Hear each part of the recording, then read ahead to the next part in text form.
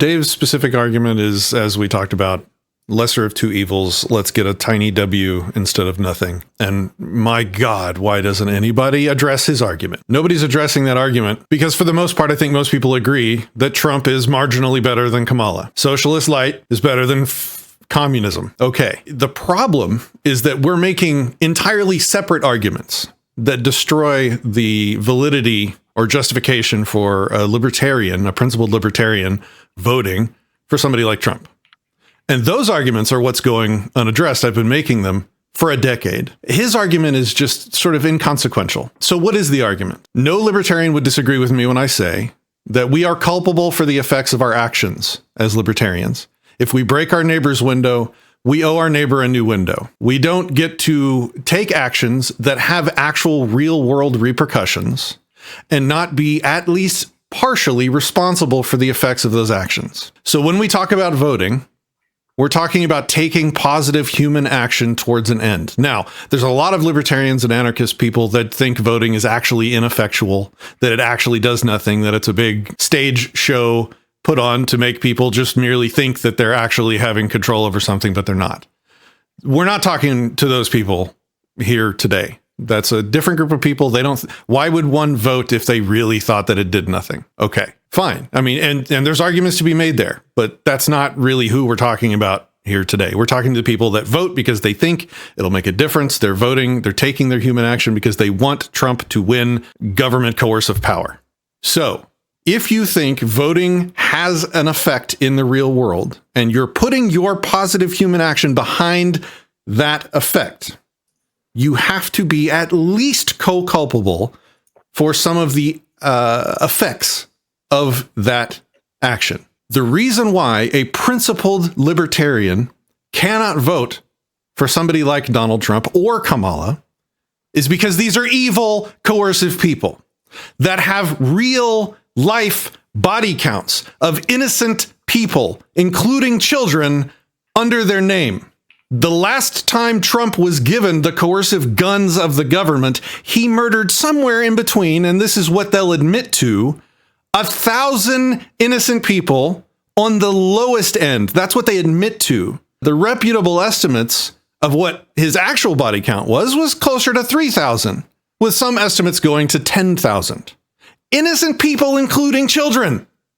No one with even a passing whiff of what libertarian principle means could co-sign that motherfucker getting the government gun back in his hand. I don't give a shit what teeny tiny W's you think you can extract from this terrible, disgusting political Game of Thrones. It doesn't matter. A principled libertarian cannot co-sign murder of children. And you can, I mean, is there anyone here that would argue with me when I say that there's more bodies coming in the next 4 years behind Trump? Whose name is going to be co-signed on those bodies?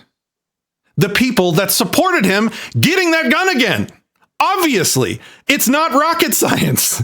This is, so now we go to the Spooner vote bullet defense, which a lot of libertarians are familiar with, and I was persuaded by for a time as well. For brevity's sake, I won't go into the whole thing here, and I'm happy to talk to anybody about it anytime in the future.